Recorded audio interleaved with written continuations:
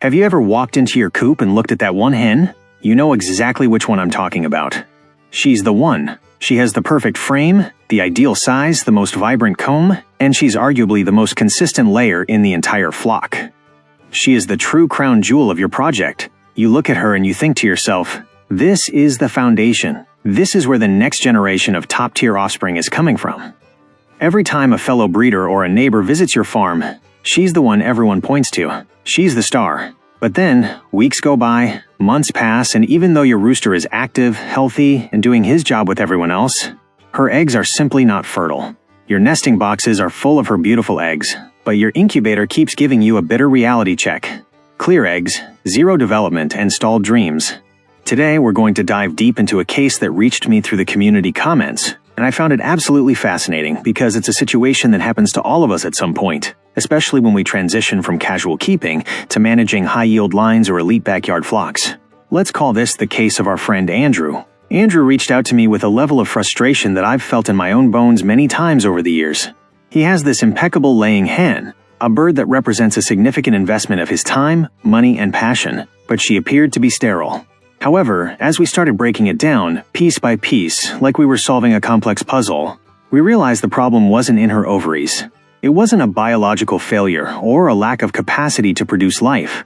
It was something much more psychological and subtle. Her social standing within the flock. Welcome to this deep dive into social infertility and why sometimes, being the star of the coop is actually the biggest obstacle to producing offspring. The first thing we have to understand, fellow breeders, is that a coop is not just a random collection of birds eating grain and scratching in the dirt. It is a highly organized, complex society with strict hierarchies, unwritten laws, and, believe it or not, a whole lot of ego. Birds have distinct personalities, and in high-production lines or well-bred backyard flocks, these traits are often magnified. When Andrew told me about his hen, he wasn't just describing a bird, he was describing a matriarch. She's the first one at the feeder, she claims the absolute highest spot on the roosting bar, she doesn't tolerate anyone getting in her personal space, and she essentially dictates the flow of the entire day for every other bird in that run. In the poultry world, we call this the pecking order, and it is the invisible force that governs everything happening under your roof. Now here is the star hen paradox. In a wild setting, you'd naturally assume the alpha female would be the one reproducing the most. She's the strongest, she's the healthiest, and she has the best access to the highest quality resources. But in our managed flocks, whether they are high-yield layers or heritage backyard breeds, this dominance often works against us in a very specific way. There is a phenomenon that animal behaviorists refer to as the respect distance. A rooster, no matter how much of a powerful breeder he might be, requires a minimum level of physical and psychological submission from a hen for a successful mating to occur. If a hen is too dominant, if her energy is too imposing or aggressive, that biological balance is shattered before the rooster even makes his move. Let's visualize the scene in Andrew's coop for a moment. The sun comes up, and the rooster starts his daily routine. He's full of vigor, he does his little shuffle, he drops a wing to the ground, and he circles around, performing that ancient dance to win the hen's acceptance. With the mid to low ranking hens, this process is seamless. They recognize his authority immediately, they perform that submissive squat we're all familiar with, and the mating is over in a matter of seconds. But when that same rooster approaches the star hen, the dynamic shifts instantly. She doesn't flinch. She doesn't squat. She doesn't show a single ounce of submission. Instead, she stares him down with an icy gaze, keeps her neck arched high, and might even deliver a sharp, preventative peck to his head, just to remind him who the real boss is. The rooster, who is instinctively wired to pass on his genetics but also to avoid a fight that could lead to injury or humiliation, simply backs off. He chooses the path of least resistance. He'd rather spend his energy on a hen that is receptive, leaving our most valuable female empty and her eggs unfertilized. This is the core of the mystery that was driving Andrew crazy. He was convinced his hen was sterile because he was seeing clears in the incubator after 21 days of high hopes. But the reality was that the rooster's seed was never even making it to the target. It's not that she is incapable of being a mother, it's that socially she has made herself untouchable. To this specific rooster, she isn't a potential mate. She's a hierarchical rival that causes him stress and anxiety. And this, my friends, is not a problem you can solve by buying expensive supplements or switching to a premium feed. You solve this by mastering the chess game of poultry psychology and understanding the power dynamics inside your coop. Now, how do we accurately differentiate between a hen with a genuine genetic or biological defect and one who simply has a social PR problem? This is the technical side of the craft that every serious breeder needs to master. If you have a hen that isn't laying at all, or if her eggs have consistently thin, rough, or misshapen shells, you are likely looking at a health issue, perhaps a calcium deficiency, a lingering respiratory infection, or a malfunction in the reproductive tract itself. But if she is laying picture-perfect eggs, consistent in frequency, with a healthy bloom and an ideal weight for her breed, then her internal machinery is clearly firing on all cylinders. The problem isn't the factory, it's the fertilization. The failure is happening on the outside, during the social interaction and the physical act of breeding. One factor that many keepers overlook is the power of silent observation. Andrew was spending a lot of time in his coop, but here's the thing. Our presence often changes how our birds behave. A rooster might try to breed just to assert himself while you're watching, or conversely, he might feel completely inhibited by your presence. I suggested that Andrew observe his flock from a distance, maybe using a hidden camera or just peering through a crack where the birds couldn't see him. That's when the breakthrough happened. He noticed that the rooster wouldn't even step within a 3-foot radius of the star hen. There was a massive communication gap, an invisible barrier built entirely by the hen's dominant attitude. In many breeds, visual signals are everything. If the rooster can't read the signs of receptivity, or if the hen's body language is too masculine or aggressive, the biological drive to mate gets completely blocked by the social drive to maintain rank. So what are the boots-on-the-ground steps we can take to fix this? What I suggested to Andrew, and what I've used in my own pens with great success, is a technique I call the social reset. If you have a hen that thinks she's the ruler of the universe, you have to disrupt her comfort zone in a way that is safe but firm. You need to remove her from the main flock immediately. By placing her in an isolation pen, completely out of sight from the other hens, for about 7 to 10 days, her psychological hard drive begins to reboot. She no longer has anyone to dominate. She has no subjects to bully, and no need to defend her spot at the top of the ladder every single morning. Her levels of territorial hormones begin to drop, and she starts to feel more like a solitary bird, and less like a general leading an army. While she is in this period of solitary reflection, you need to turn your attention to the rooster. He needs to stay in his home territory, surrounded by the hens that do respect his authority. This reaffirms his confidence and his masculinity. A rooster with high morale is a much more persistent and successful breeder. After that week or 10 days of separation, we reach the most critical moment, the reintroduction. Never put the rooster into the isolation pen where the hen has been staying. Instead, you must bring the hen back into the rooster's established territory. Ideally, do this about an hour before dusk when the energy in the coop is starting to settle down for the night. In the world of poultry psychology, the bird that owns the ground has the psychological and territorial advantage. When Andrew's hen was put back into the coop where the rooster was the undisputed king, she didn't feel like the boss anymore. She felt like an intruder in someone else's house. Her first instinct wasn't to fight or assert dominance, it was to look for protection from the established leader of that space. And that is exactly when the rooster, seeing a hen that was acting curious and submissive rather than defiant, finally assumed his role as the mate. It is a delicate dance of power that you, the breeder, have to choreograph with precision.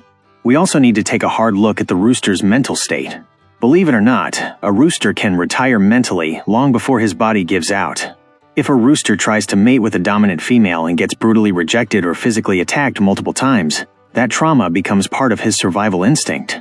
He will start to associate that specific hen with pain and failure. He'll stop trying.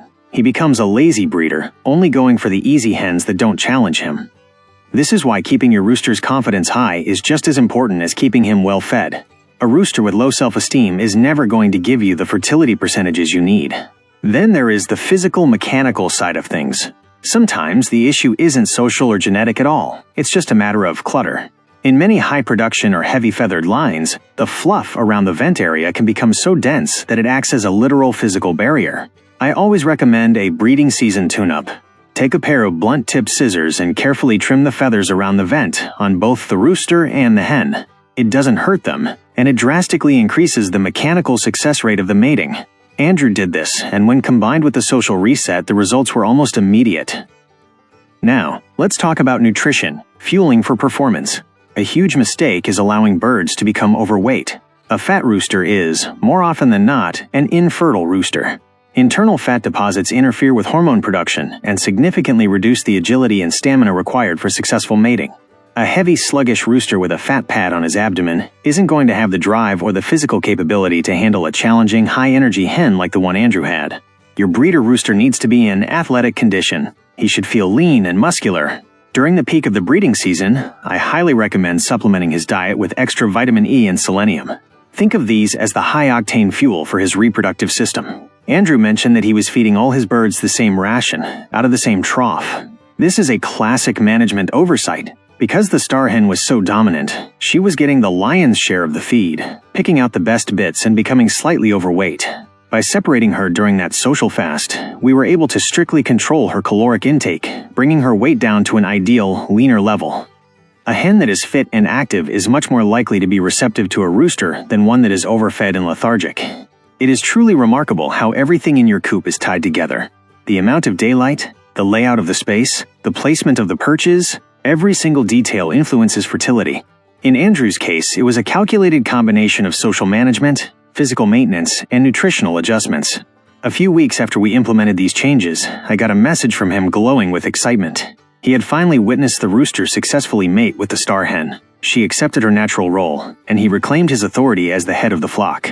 But remember, the work doesn't stop once the egg is fertile. Truly dominant hens are often so high-strung that they don't make the best broody mothers. They might get off the nest too frequently to defend their territory, or they might be so restless that they accidentally crush the eggs. For these high-value genetics, I always suggest using a reliable incubator or a surrogate hen like a silkie that has a calm, rock-solid maternal instinct. You've worked too hard on the psychology of the parents to lose the offspring during the final 21 days. Think of yourself as the conductor of an orchestra. Every bird in that coop is a different instrument. If one instrument is playing way too loud, like that alpha hen, it drowns out the rest of the music. Your job is to step in and adjust the volume. Fellow breeders, this journey is a never-ending learning curve. Stories like Andrew's are a prime example that having a high-performing hen isn't enough. You have to know how to manage her on a daily basis. Don't lose heart if you've got a beautiful bird that doesn't seem to be producing right away. Before you think about writing her off or blaming bad genetics, stop and look at the situation like a detective.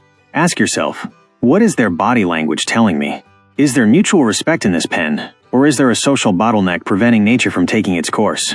The connection we have with our flock goes way beyond the eggs in the carton.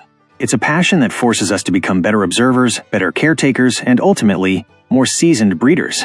Every single time we successfully hatch a chick from a pairing that seemed impossible, we aren't just growing our numbers, we're winning a battle against the odds. That chick that finally hatches from Andrew's star hen isn't just another bird. It's a living trophy to your patience, your observation, and your growth. I want to encourage you, never keep your struggles to yourself. Don't feel like a beginner just because you're facing a hurdle. Even the most legendary breeders have dealt with these exact same social issues. Just as Andrew shared his story, I want you to share yours in the comments. This community is a massive circle of friends where we learn from each other's wins and losses. There is no such thing as a small question, and no issue is too trivial. What's giving you a headache today might be a problem someone else solved years ago, and together we can shorten that learning curve for everyone. Keep pushing forward with your projects no matter how small or large they are. Whether you have 2 hens in a backyard coop or a large-scale operation, the feeling of seeing life begin is exactly the same. That incredible emotion of hearing the first cheep and seeing that first crack in the eggshell makes all the long hours and hard work worth it. Stay disciplined, be obsessive about the cleanliness and health of your birds, never skimp on feed quality, and most importantly, give your birds the time and the respect they deserve. Success in this world doesn't come from a stroke of luck. It comes from the steady accumulation of good habits and the ability to understand what your birds need, even when they can't say it in words. Thank you for letting me be a part of your journey and for keeping this passion alive. Don't forget to subscribe and share this video with a fellow keeper. Let's keep building this community together. To your success, fellow breeder. See you in the next one.